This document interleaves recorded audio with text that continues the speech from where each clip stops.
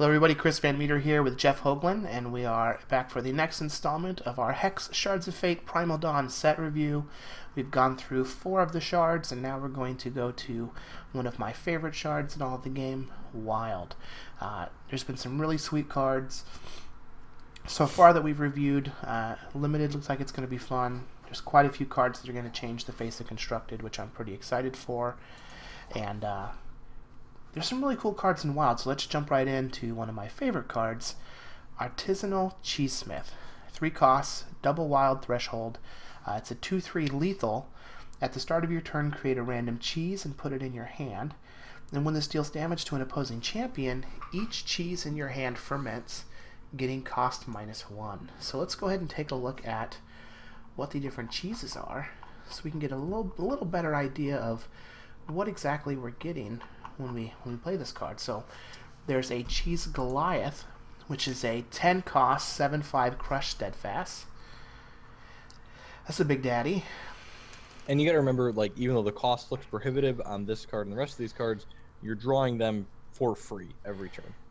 Yeah, you're drawing them for free, and if you're connecting with your Cheesesmith, then they're getting cost -1. So yeah, and like the Cheesesmith has lethal, so like blocking it if you're not trading with it isn't profitable. Correct. We also have Dragon Valley Brie. So it's a 4 cost constant. At the start of your turn, you gain 1 health. That's not bad. And again, this is cards that you're getting for free. And again, it's a constant. There's been kind of a constant theme through everything that we've been seeing so far. And we have Kraken Barrel Cheddar, which is a 6 cost basic action. Put target card in a crypt into your hand. So it's just a regrowth. It's a regrowth for their crypt as well. Yeah, so there are not many like actual regrowth cards in Hex. They usually target specific card types. So these are all pretty interesting. Like, none of them are like straight busted, or that you're going to be able to play the following turn outside of Dragon Valley Brie. But again, like you said, these are all free. Like, these are just cards that you're drawing absolutely for free just from this being in play.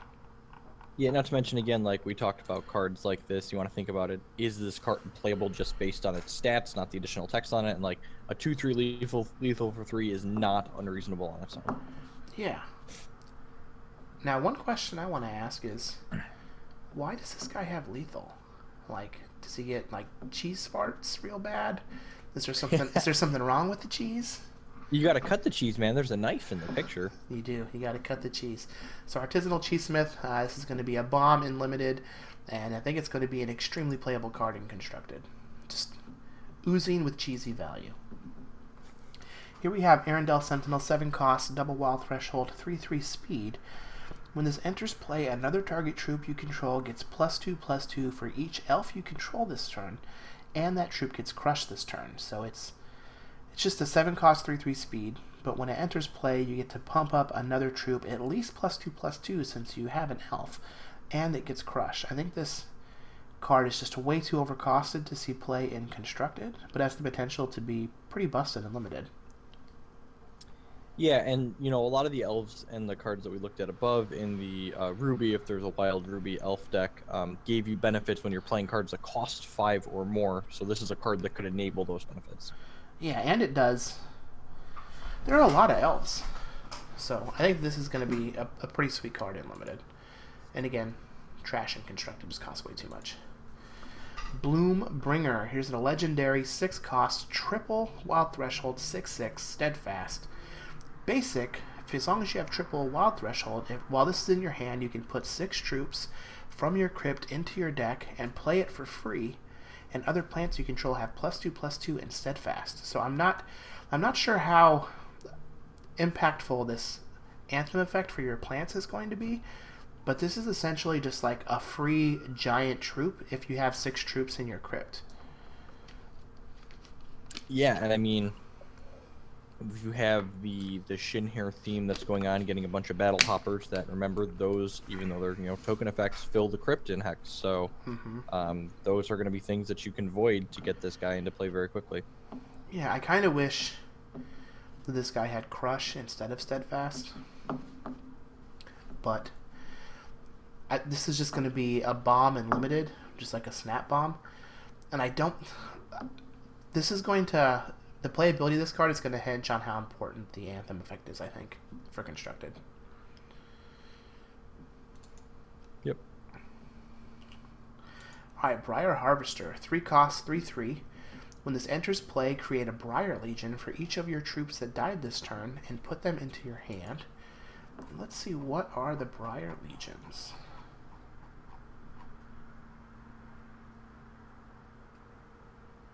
Oh, it's not listed in, Wow, in that's the, nuts. in the created cards. What are they? It's a previous card. Oh, it's a previous? It is a 3 cost that is 2/2 +2/+2 for each time a Briar Legion has entered play under your control this game. Whoa. Which I assume these all simultaneously. Which means, like, if you get 3 of them, they're all going to be 6/6s? Well, they go in your hand. You have to play them. Oh, do they go in your hand? And not Yeah. Yeah, on Briar Harvester, they go in your hand, unfortunately. I'll put them in your hand. Okay, well, I mean, like, if you're losing 3 guys, you're getting a 2/2 and a 4/4 and a 6/6, so that's still not unreasonable. Like, this is definitely an anti-extinction card. Not close. Yeah. And it's just like a 3/3 quick troop for 4, which has some utility against, like, control strategies. Yeah, definitely. I mean, like, even against a control strategy where, like, they're just, like, casting kill on your thing, you're like, can play this afterwards and even just get 1/2/2 back. That's probably fine against most 1-for-1 control decks. Yeah. This is definitely one of those cards. It reminds me of, what's the name of it? Like, there's ones in Magic where you just, like, that's why you thought it went into play, because all the ones in Magic's just, like, gave you 2/2s. Yep. But these are the kinds of cards that I like to have in my back pocket, because they randomly become good every now and then and spike in price when they do. Yeah. Here we have Chlorosaur, 3 cost, 2/2. Once per turn, when you gain health, this gets +3/+3 this turn. So we've seen a lot of the other ones are just like +1/+1 or +2/+2. This turning into a 5/5 is just insane. Like, yeah, like maybe there's a wild diamond deck in draft because there's the constant that gains life whenever you play a shard that is in diamond. So you just, like, start with that, play this guy, and then next turn you just, like, play a shard, continue doing your normal game plan, but you're attacking with a 5/5 every turn. Like, and this guy's common. Like, I think that's going to be a very good archetype. Yeah, definitely. Not playable and constructed, though, sadly. They can't all be all-stars. Here we have Chompasaur. 5 cost, double wild threshold, 4/4 crush. When it enters play, you may destroy target artifact or constant, gain health equal to the destroyed card's cost. I would like to kill your Mindspire and gain 3 life, and then kill you with this 4/4. Yeah, so this is Indrik Stomp Howler from Magic, but also gains you some life. I think this card is going to be great in, like, the Winter Moon reserve decks. Like, it also just kills Drown Shrine. Like, and you get a 4/4. I was boarding in Cluckdon when it couldn't fight anything in those decks, but, like, this is like a Cluckdon that kills their Mindspire. Yeah, well, you have to kill something to gain the life, but yes. Fair. Yeah, this card's going to be great in Winter Moon control, or Winter Moon sideboards. Also, constants are so plentiful, and there's a lot of good ones in this set. I am going to main deck this in every wild card that I play in draft. Yeah, seems great. Worst case, it's a 5 cost 4/4 crush, which is nothing to scoff at. Crush is a very good mechanic in limited. And here we have what I feel is probably the most important card in the set for Hex as a game. Cottontail Explorer. 2 costs, 1/1, single wild threshold. When it enters play, reveal the bottom 3 cards of your deck, put all revealed resources into your hand, and the remaining cards into your crypt. Wow, it gets all the resources. So this is Satyr Wayfinder. This is like Satyr Wayfinder plus. For one less card, Satyr Wayfinder put all the lands into your hand too, didn't it? No, that was Mulch. Wayfinder is you got to pick a card, so it's like a mix between Wayfinder and Mulch, and it goes from the bottom cards of your deck, which I don't think is going to be very very relevant. But smoothing your draws, this will allow you to skimp on shards if you want to. I mean, it also rewards you for playing a lot of shards. Being a body, rewarding you for playing a lot of shards, and as a way to put cards into your crypt when there isn't anything even remotely similar to this in the game as is. I think that this card is just going to be ubiquitous across constructed, played in almost every deck that has wild. It's just, I mean, you just like play this in Wintermoon, and you're just shuffling those cards back into your deck, and it's just helping you draw more shards. Yeah, I definitely agree that could see play in Wintermoon. I'd be kind of surprised if the ramp decks are interested in playing an effect like this in constructed. Yeah, this is probably worse than Puck, but like, I think this opens up a lot of different archetypes that like haven't even been played before. Definitely, and I agree that it's probably going to be plentiful in the non-ramp wild decks. Yeah. I'm also going to just play this card in limited too. It's just a 1/1 for 2 that more than likely is going to be drawing you shards. Yeah. It's very good. Very good. And like this type of design space. So we saw in Magic that Satyr Wayfinder just like kind of pushed a lot of decks into positions where there were a lot of decks that played Wayfinder that wouldn't have been playable without Wayfinder in Magic, definitely. Which is pretty sweet. Like when you have a card that just enables all of these decks. There aren't a lot of things that allow you to use the graveyard as a resource in Hex, and I think that those are design spaces that are rightfully used sparingly because they have the potential to be overpowered. Correct. But eventually it's going to have to dip into that design space because it's there and because it's a popular mechanic for players. And like this is the type of card that you're going to need to open up that space. All right, here we've got Echo Howl Alpha, 6 costs, double wild, 4/4 prophecy. When it enters play, the next troop in your deck gets +2/+2 crush, and when this enters play, other troops you control get +2/+2 and crush this turn. So normally I'm not pretty high on these prophecy cards, but I think this one might actually be good enough to be like a bomb high pick and limited. Yeah, I think this is definitely limited playable. Like again, going back to is the cost for the stats close to okay, and 6 for a 4/4 isn't great, but it's close enough to okay that you're probably willing to wait a turn or two to get an overrun out of it. Yeah. I don't think you're going to see this in constructed, but this card's going to be sweet and limited. Here, Elder Visions, 2 costs, 2/2, single wild. Prophecy. When this or another Coyote enters play under your control, the next troop in your deck gets +1/+1. So this is So this is interesting because it triggers on all of the other Coyotles that you're going to play, not just itself. So I think this is very good in limited as a way to just like continually gain some advantage. But you don't think it's good enough for constructed? No, not at all. I think you're just not going to have a high enough density of Coyotles in whatever deck you're playing to really leverage this effect. Like, there's a lot of good 2-drop Coyotles that you can already see play, and if you're looking for this effect that can continually push the Coyotles that you draw, Crowfeather is probably just much more powerful. Yeah, that's a good call. Oh, Wakuna. Wakuna Matata. He's very good. And here we have Fearless Spray, 3 costs, single wild, basic action. Target troop you control gets, when this dies, draw a card. That troop battles target opposing troop. So this is going to be removal unlimited, which is good.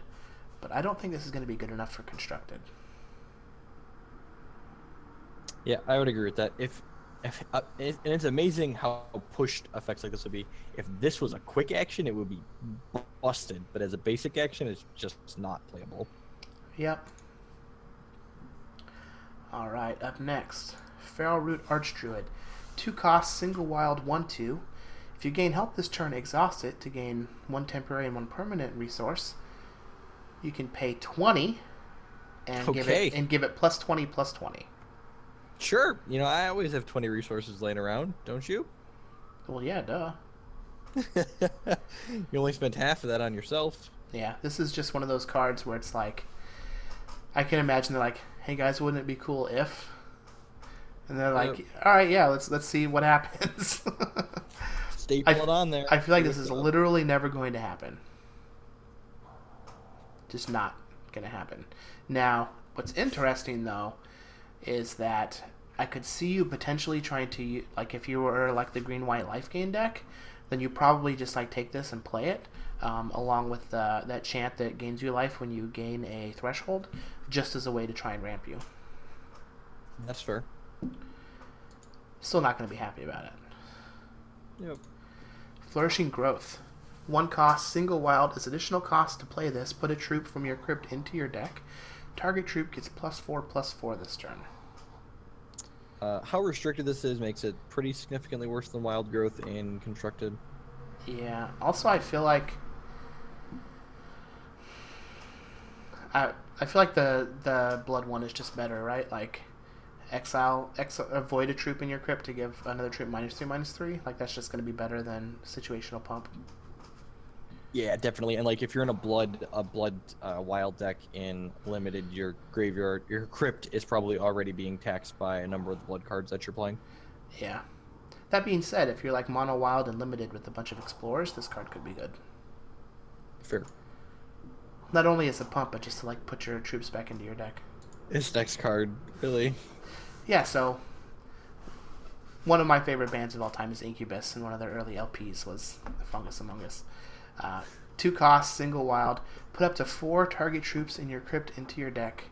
Create a shroom pin for each troop put into your deck this way and put it into play. What exactly are the shroom pins? Those are older cards. Is it? Yeah.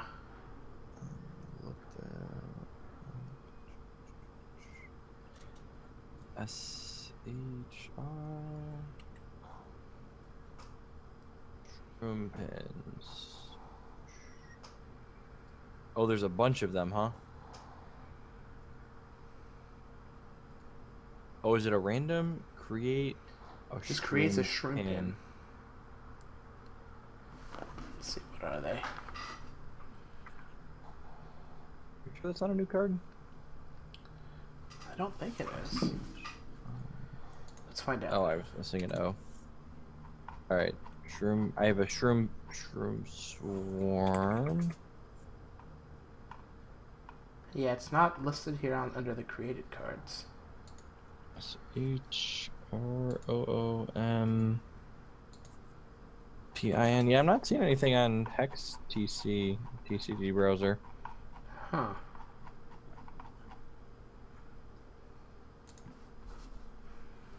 Alright, I'm gonna Google it real quick.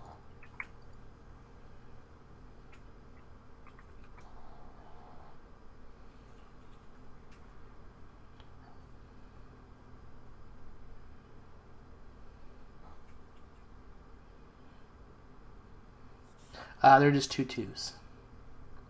They're just 2/2s. Okay. Yeah, so it's just a 2/2 shroom pin. So Well, I take it back. They're 1/1. Sorry. Okay, I was gonna say that might actually be okay if they were 2/2s, but Yeah. So I like that it's up to 4, so you don't have to have 4. I don't think this is going to see. action. I don't think this has potential in constructed. I feel like if I want this type of effect, I'll just play Dance Macabre. Yep. Might have some potential unlimited though, that's for sure. Alright, Gale Force, 2 costs, single wild, quick action and power, 2 damage to each troop with flight. So probably limited, portable against The flyers. the flight decks. Probably not constructed playable just because it misses Vampire Princess on the front half. Yeah, I don't think this card is good enough in either case. Like, I'll probably play it in limited, but yeah. Sorry, man. Never starting it. Yeah. Yeah. Ghostwalker, 4 costs, 2/4, single wild. This enters play, target a troop in your crypt, and you gain health equal to that troop's defense, and you put that troop into your deck.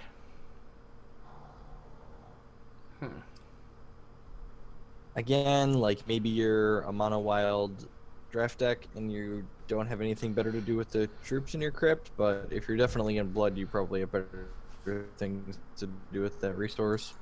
Yeah. Stains. Sorry. Here we have an awesome card. Greenpaw Emancipator. 5 cost double wild 4/3 Empower. When it enters play, create 2 Shroomkin and put them into play. And then Shroomkin you control have +1/+1. So it's a Okay. so it's a 5 cost 4/3. For So 8 power. yeah, so it's 5 for a 4/3 and 2 2/2s. And it has Empower, so if you happen to have 10 resources, you get an 8/6 that gives you 4 With 4 3/3s. That's okay. Now, remember, if the Empower mechanic works, where you just empower it and double it in your hand, And then bin it and could you rise imagine again? reanimating it if that's actually how it works? Huh. I mean, like, the rate on this is fantastic. Just, like, even without Empower, like, this card's awesome without Empower. Like, Yeah. it's 5 for 8 powers. Phenomenal. And you just, if you have Runa or Hierophant, you get 3 triggers on it. Yep. It also costs 5, so, like, if I have out a Periwinkle, I copy it. Oh, jeez. And then I have 4 3/3s. Yes. Yes, you do. I think this card is just fabulous. I really like this card. Yep. And this is the kind of card that gives, the Time Ripple decks fits, because you can't Time Ripple this. You're going to feel real bad. Yeah, and it's also just like a great way to stabilize against the aggressive decks. Just like 3 bodies for only 5 resources. Yeah, go super wide. And like you're probably playing this in a deck with like Howling Brave or maybe even Chlorphilia, so you're just like playing it earlier than turn 5, which is pretty insane. Yep. Alright, so we have Harvest Moon, 1 cost, quick action, gain 4 health. Prophecy of the next troop in your deck gets, when this enters play, gain 4 health. I think this is going to be a very good resource card against the aggressive decks. Yeah, definitely. Like, one of the reasons I experimented with a 3rd color in Winter Moon at times with the Diamond was there's the 2 cost Soothing Breeze to like gain 7 out of Diamond, and like this gains 8. It's split up, but it even costs less resources, so I think this card's super reasonable. Yeah, I like this card a lot. Probably not going to play it in Limited unless I'm playing against a hyper aggressive deck, but it's very good and constructed. Justicar of Arendelle, 3 cost, triple wild, 4/4. So this is Leatherback Baloth from Magic the Gathering, but it can't be interrupted and it has Empower. So it's a 3 cost 4/4 or a 6 cost 8/8 that can't be interrupted. I think that this has potential in constructed. I know a lot of people I've talked to are kind of torn on this card, but I think that it does have the potential to see some play in constructed. Yeah, definitely. I think we're gonna have to examine all of the wild cards and see if there's basically a mono wild Stompy deck that can be played with this card towards the top of the curve. Yeah, I mean, and if you just play Howling Brave on 1, this is coming down on turn 2. Yep. That's very Elvish good. Mystic is too good for Magic. It really is. And I wish that Azure Fate Sorceress wasn't so busted, because then I might be able to get off like Azure Cannon or a deck that uses it to focus on the deck with Howling Brave. And it might even just be that we want to play. Oh man, Emancipator will get we'll get the gems from Azure Fate Sorceress. Wow. Yes, he will. All right. Maybe we just build like some mythic style deck. All right, here we have Lifeweaver Shaman, 1 cost 0/2. If you would gain health, gain that much +1 instead. There's got to be some unplayable cards, right? Yep. Trash. Lyrical Chanter, 2 cost, 2/1. Empower. When this enters play, create 1 random chant and put it into your hand. So the chants are the ones that, the constants that do something when a chant comes, or when a constant comes into play on your side. So there's no guarantee that the card you're getting is even playable. Like that you could put it into play. Okay. Correct. But if you're like a 5-color chant deck, this is very good. Okay, or even if you're just like 3-color chant deck, one of which is the diamond that creates a threshold of any color, effectively making you 5 be able to play things from this. Yep. Alright, Maw the Hunt. 5 cost, single wild, 3/3. Once per turn, when an elf troop you control deals damage to a champion, if this is in your hand, you may play this for 3. That's pretty good. Yeah. Ashwood Soloist is an elf, by the way. Oh, jeez. Yep. So you can like play that on 1, play this 3/3 on 2, as well as another 3-drop. Yes. Okay. Or if you have multiple Maws in your hand, you just play multiple when an elf connects. Yep. And worst case, it's a 5 cost 3/3. I think that this card kind of reminds me of Burning Tree Emissary, where it's like games that involve this coming down early are just not going to be fair games of Hex. Yep, someone's just gonna get run out of the park. It doesn't die to Heat Wave, like. It does die to Electrify, thankfully. But you're already getting a little slow. Yeah, you're getting in a couple attacks. Yeah. I think this card has a lot of potential. Depending on how many cheap mono or cheap wild elves there are. Alright, Midnight Convergence. 3 cost, basic action. Target troop gets +1/+1 permanently for each different threshold you have. So 3 costs +5/+5 is pretty good. Also, she's almost naked. Yeah, well, I think that's about the only draw to this card. Like, I don't think that I don't think this is particularly good. Like, the fact that it's a basic action at that just like is another drawback. Yeah. It's real cute. I'll give it that much. Here we have Monk of the 6 Strikes, and I get it. He has 6 limbs, so it's 6 strikes. 5 costs, 3/3. When it enters play, put another card you control into your hand. If that card is a troop, it gets +2/+2. Otherwise, this gets +2/+2. So I actually really like these. When it enters play, put another card you control into your hand. So like, because it's another, if you don't have another card, then like it's just a 5 cost 3/3. But if you do have another card, then you're able to like get some value. So like you can bounce one of those chants to get the trigger again, and this guy becomes a 5/5. That seems kind of cool. Yeah, that seems okay, and like it's even, you know, reasonable with Green Paw Emancipator. Just like make some more Shroom Pins. Yeah, sure. Yeah, this card is very interesting. It does kind of annoy me that it's never going to be elf, even though it strikes 6 times. Yeah, it's never going to be a 6/6. Where's the flavor? Yeah, fail. Alright, 4 costs, double wild, 4/3 with Empower. Limited chaff. Yep. Night Sky Prophet.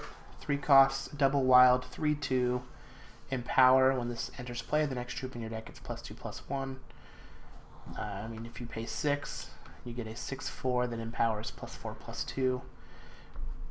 I feel like this is a card that I'm going to play in all of my wild decks, but I'm never going to take it extremely highly. Yeah, like you're happy when this card wheels, but like you're never picking it first in a pack most of the time. Yeah. I love this next card. Yeah, Primordial Caves. I think it's going to be real good. So 3 costs, constant. When a troop enters your hand, secretly add war counters to this equal to that card's cost. If there are 10 or more, remove them all and create a random dinosaur and put it into play. And the thing you have to remember about Hex is a lot of the dinosaurs fight things when they come into play. So this could be making a removal spell a lot of the time. Yeah. I like that it's secretly add counters, so your opponent just never knows when a dino is going to pop out. Yep. There's no like a 15 drop we could play that like reduces its cost or something like that. Just like just all the dinos. This is huge. Yeah, it's pretty sweet. All right, here we have Primal Dawn. Namesake card. Gotta be good, right? Namesake card. No. 5 costs, double wild, basic action, Empower. Create 3 random wild troops and put them into your hand. Troops in your hand get +1/+1. So it's a 5-cost draw 3, and all your hands get +1/+1, and you're always drawing gas. So it might actually be playable as like a sideboard card against the Blood like deck. any attrition style decks, just like a 5-cost draw 3. 10-cost draw 6. Ooh, baby. Yeah, I mean, yeah. I think I first picked this in limited. Just it's harmonized, right? Definitely, yes. I was exactly gonna say that. You're just like, I'll pick up 3 cards. Sounds good. Yeah, just draw 3. None of them are resources. They're all dudes. Sometimes you just like get real lucky and hit like a bunch of Crocosaurs. Although, I wonder if Wild Troop, like if a multi-shard troop is considered wild. Like, is Walking Calamity considered a wild troop? It has to be, right? So then you just have the chance to like draw cards that you can't play? I mean, That's weird. That's pretty low, right?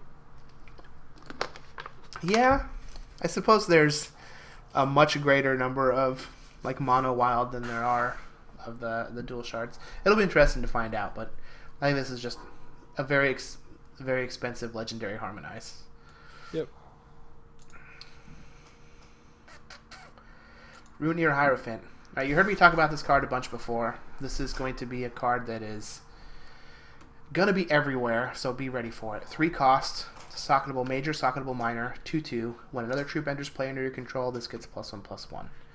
This card is 2 just sockets. absolutely insane, and most of the time you're going to see Spell Shield because you're already in Wild, and then something else along with it. So if you're in Sapphire, it's a flyer. If you're in Diamond, I think you either give it Swift Strike or Life Drain. If you're in Blood, It's going to be unblockable. yeah, Red can make it unblockable. If you're in Blood, you probably just do Rhino. You just do two green in it. But it's just, this card is just so good. Like, just Spell Shield by itself. Like, you're just gonna get so many triggers from all your idiots. Like, you just play Emancipator, you get 3 triggers. Just gives you value for like your 1/1 idiots. Like, you can, you play the diamond card that gives you 2 1/1 flyers. Like, this card is just going to be everywhere in Spell Shield. Friggin' Spell Shield. This is the card that I think is going to push Electrify into being main decked. Yeah, I would not be surprised to see this card show up in constructed. Like, double socketed is so good. Yeah. For me, this is like the hype card of the set. I'm gonna snap first pick it in all my drafts. This is like the Azure Fate Sorceress of this set, in my opinion. Obviously not as good because I think that card fundamentally breaks Hex. But this is like the chase rare. Like, this is going to be the rare that's worth more than most of the legendaries in the set. That's some bold hype. It is. Be ready. All right. Satyr Song, next up. 1 cost, single wild basic action. Revert target troop you control, then that troop gets a permanent +1/+1. I don't think this has constructed potential, but being able to just like revert your troop, either to give it back shift ability so you can reshift it, or to like take something harmful off of it, like cripple or whatever, and then pump it. This actually seems like it's very playable and limited. Yeah, it doesn't seem unreasonable in those respects. Alright, what do we got next? Song of the Sun. 3 cost, double wild, replenish your resource points. I don't see this being good in constructed. I don't see this being good in limited either, but it's like, so the replenish your resource points is definitely interesting. This kind of strikes me as like an early harvest type card for Magic, where you get to untap all your basic lands. The problem is you can't float resource points in Hex, so I can't just like have 6 resources, and just like jump to 9. Jump to 9. So that is a big downside for cards like this. Like the ritual or these types of cards, I feel are just extremely poor in Hex. Outside of Sight of the Sun, I think is the name, the 1/2 that you can tap to replenish your resources. Correct. And then you gain a life for each. Like for me, the life gain is what pushes that card into the realm of just being an insane magic or an insane Hex card. This card, I think, is just not playable at all. I would agree. Sweet art, though. Spirit Roar, 5 cost, quick action, target troop gets +2/+2. Prophecy, next troop in your deck gets +2/+2. Costs too much for constructed. Might be a decent trick in limited. Especially if you have any of the 5 cost matters cards. Yeah, definitely. That could be possibly enabling that. And there was the one Ruby card that when you play an action makes it gets it 2/2? bigger, and when you play a 5 cost card it gets 2 bigger again. Oh yeah, that one. Sweet. Alright, Storm Dancer, Socketable Miner. 3 costs, 3/1. When an enters player dies, the next troop in your deck gets all socketed powers of this. This one is pretty aggressively costed at 3 as a 3/1, but I still don't think it's playable and constructed. No, not constructed, but like if you're in limited and you're in Sapphire, like a 3/1 flight that makes your next 2 things flight, that's not unreasonable, I don't think. I agree.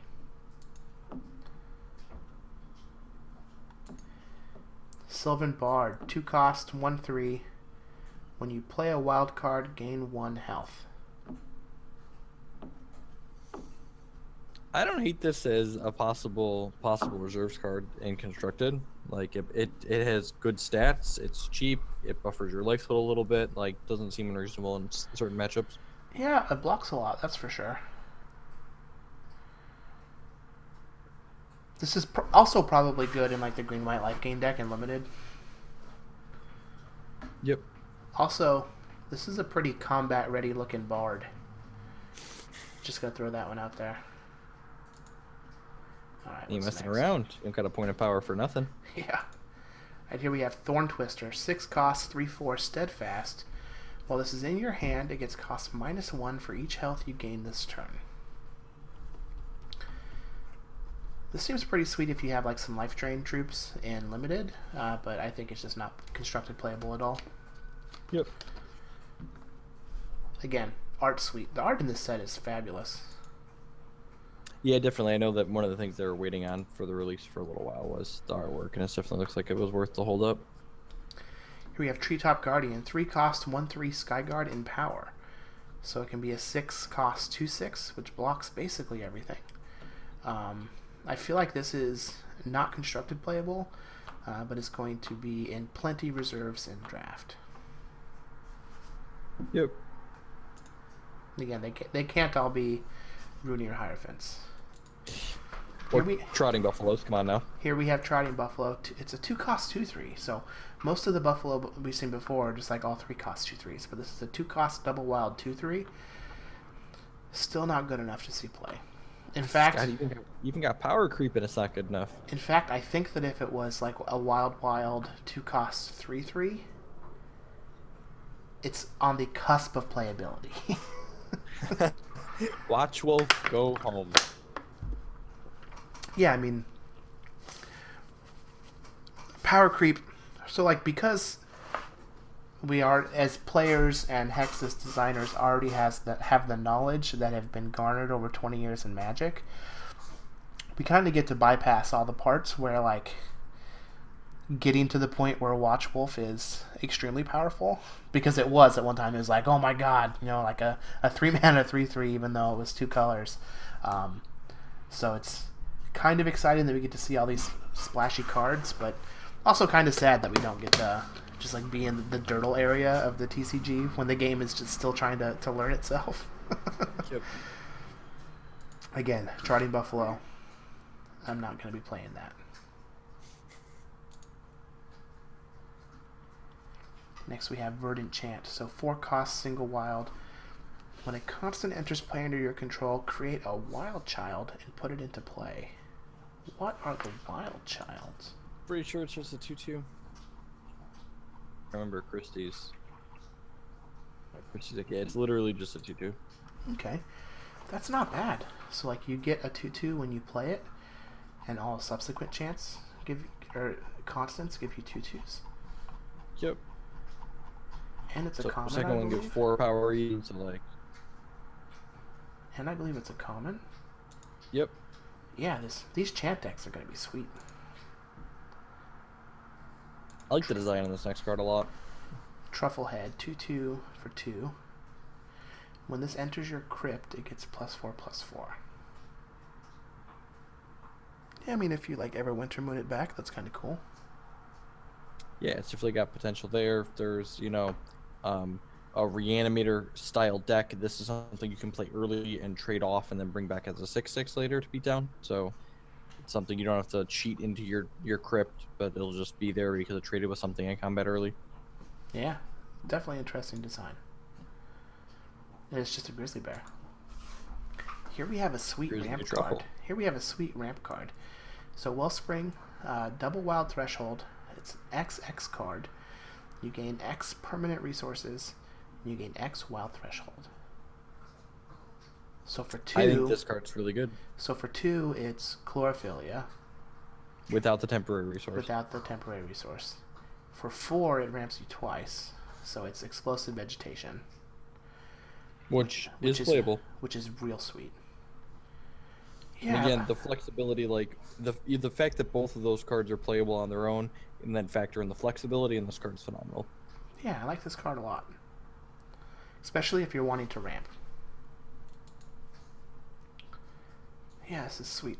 The big downside for me on this, as opposed to Chlorophylla, is you don't get the charge. But That's fair. there are some games with Winter Moon where you just never are able to use all your charges anyway. I don't think Winter Moon would play something like this. I'm pretty sure the double wild is pretty prohibitive in Winter Moon. Yeah. Alright, we have 6 costs, Wrathwood Sycamore, double wild. It's a 5/5, and if you have a wild threshold, you can pay 2, discard it, and gain 5 life.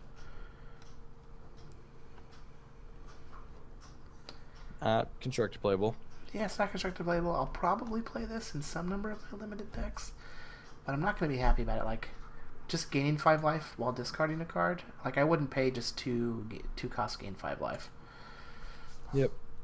Alright, here we have a prophecy card that I think has a lot of potential. Young Seer, 1 cost, 1/2. When it enters play, the next troop in your deck gets cost -2. Well, it's Squire with upside. It Sapphire is. Squire did not have upside. Yeah, it is Squire with upside. And if you happen to hit something, you know, like a 2-cost troop is free, this is the type of card that's just going to let you have explosive turns. But because of the nature of the prophecy mechanic, you never know when it's going to happen. I mean, maybe it's your opening hand and he's in your hand. You see the Brown Fox Scout on top of your deck. You're like, That doesn't work though, because you still need the threshold requirements, don't you? Well, but it still gets -2, so like you'll draw it and it'll still be a free one once you actually have the threshold. Yeah, that's fair. Yeah. I would be surprised if this guy's constructed playable, but I'm willing to be wrong on that. Fair enough. I'm definitely going to try to play a bunch of them in a limited deck and see what happens, and I feel like I'm going to be disappointed. Yep. Alright, so that's going to wrap it up for the Wild Shard. Some very powerful cards, some very unique cards. Runa Hierophant, obviously being called out by myself as the chase rare in the set. I think it's going to be extremely powerful, and I look forward to try and build as many busted decks as I can with it just to take advantage of it. It does remind me of Azure Fate, which is a pretty high bar to set for a card. Yep, for sure. So thanks guys for watching the video. I hope you enjoyed it. Make sure you check out our other videos in the set review series for the other shards, Blood, Diamond, Ruby, and Sapphire. And in our last video, we're going to go over the multi-shard cards, the artifacts, the resources, and the champions. So I'm Chris VanMeter with Jeff Hoogland. Hope you guys enjoyed the set review video. Check out the other ones that we're going to have in the series.